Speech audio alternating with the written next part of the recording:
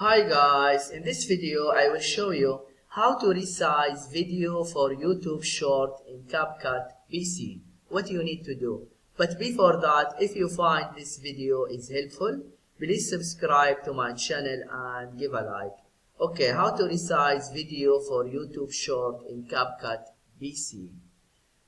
As you can see here, I have this video and this is for YouTube form.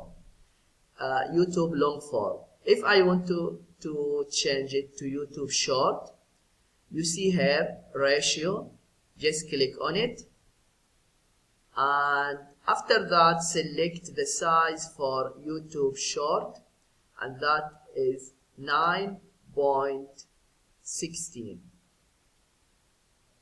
Yeah, and this is now it's turned to YouTube short.